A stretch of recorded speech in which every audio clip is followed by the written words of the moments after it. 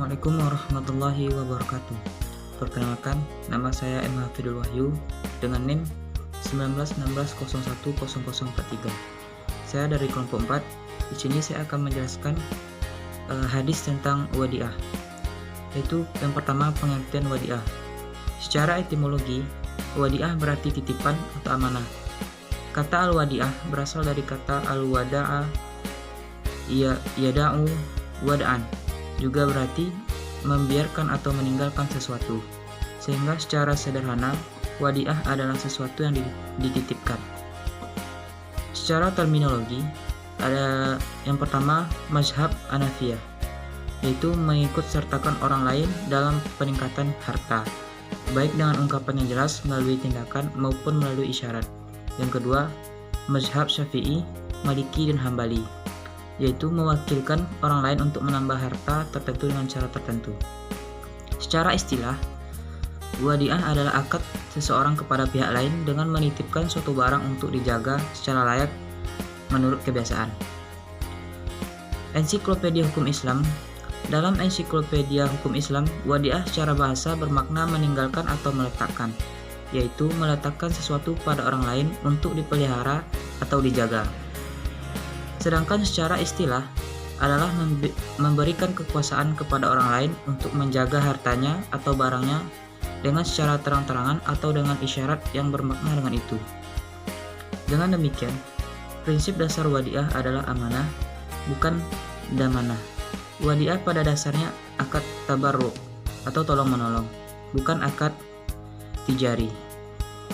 Landasan hukum wadiah. Ulama fikih sependapat bahwa wadiah adalah sebagai salah satu akad dalam rangka tolong-menolong antara sesama manusia. Selanjutnya yaitu landasan hukum wadiah.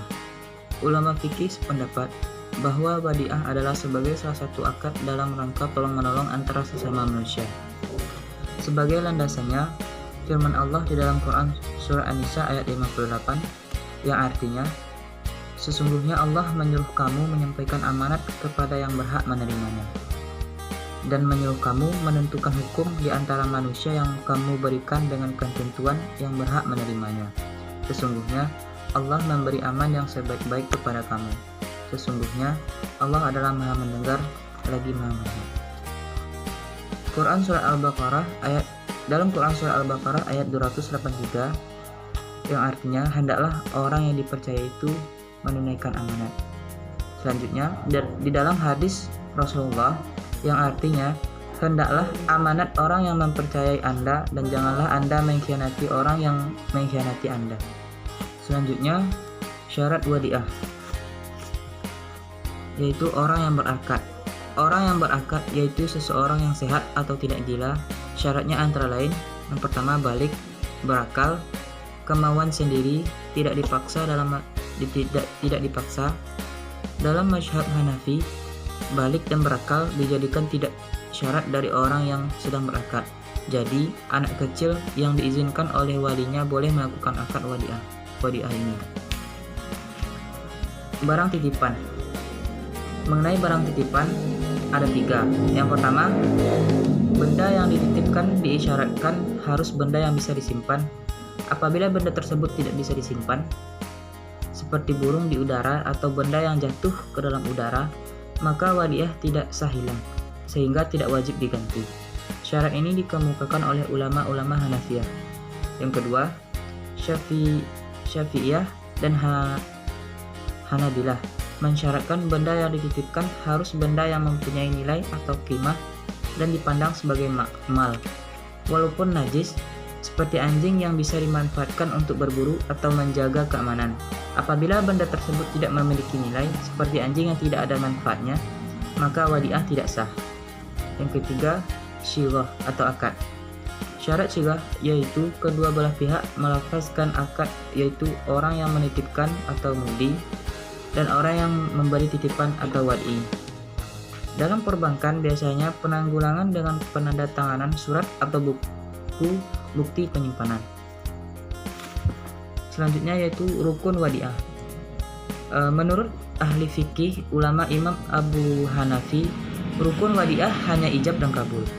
Namun menurut jumhur ulama, rukun wadiah yaitu yang pertama, orang yang berakad, yang kedua barang titipan, yang ketiga syurah, ijab, dan kabul. Macam-macam wadiah. Yang pertama, wadiah yad amanah adalah akad penitipan barang di mana pihak penerima titipan tidak diperkenakan menggunakan barang uang yang dititipkan dan tidak bertanggung jawab atas kerusakan atau kehilangan barang titipan yang bukan diakibatkan perbuatan atau kelalaian penerima. Yang kedua, wadiah yad damanah, yaitu akad penitipan barang di mana pihak penerima titipan dengan atau tanpa izin pemilik barang dapat memanfaatkan barang titipan dan harus bertanggung jawab terhadap kehilangan atau kerusakan barang. Semua manfaat dan keuntungan yang diperoleh dalam penggunaan barang tersebut menjadi hak penerima titipan.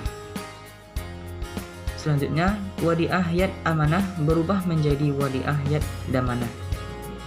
Sebab wadiah yad amanah dapat berubah menjadi yad damanah, yaitu yang pertama, barang titipan tidak dipelihara oleh orang yang dititipi.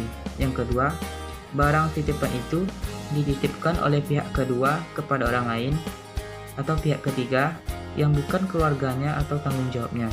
Yang ketiga, barang titipan dimanfaatkan oleh orang yang dititipi. Yang keempat, orang yang dititipi wadiah mengingkari wadiah itu. Yang kelima, orang yang dititipi mencampurkan barang titipan dengan harta pribadinya sehingga sulit dipisahkan.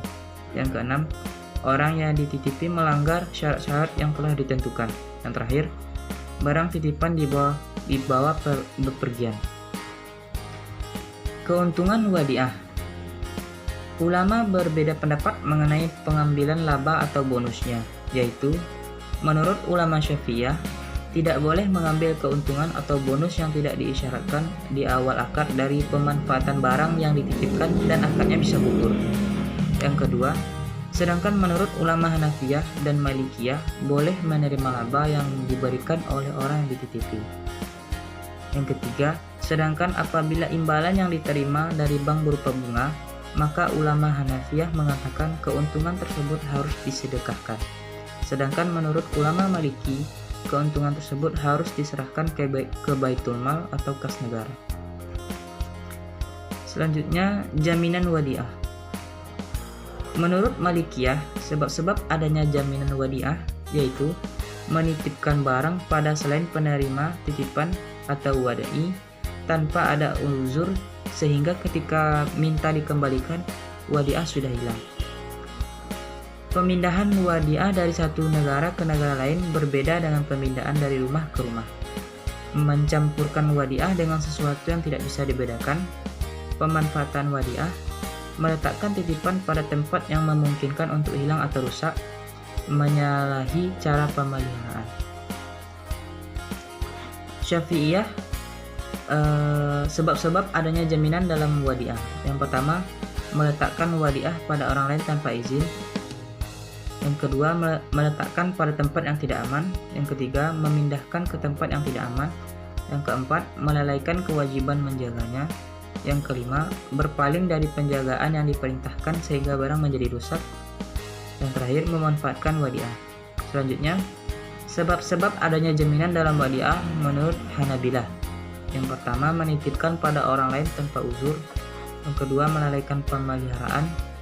Yang ketiga, menyalahi cara pemeliharaan seperti yang telah disepakati. Yang keempat, mencampurnya dengan yang lain sehingga tidak dapat dibedakan. Yang kelima, pemanfaatan wadiah. Selanjutnya yaitu hukum dari menerima wadiah. Yang pertama, sunnah. Bagi orang yang percaya kepada dirinya bahwa dia dapat menjaga titipan yang diserahkan kepadanya.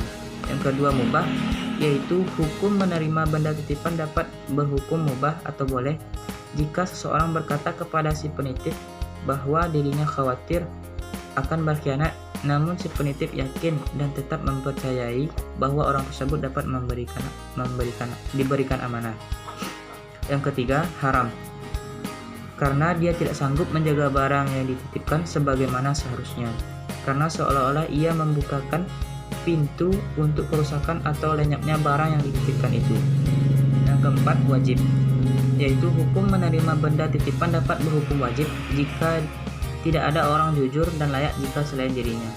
Yang kelima, makruh, yaitu bagi orang yang dapat menjaganya, tetapi ia tidak percaya dirinya boleh jadi kemudian hari hal itu akan menyebabkan dia berkhianat terhadap barang yang dititipkan kepadanya. Selanjutnya yaitu hadis tentang wadiah. Yang pertama dari Abu Daud, yang artinya, telah menceritakan kepada kami Muhammad bin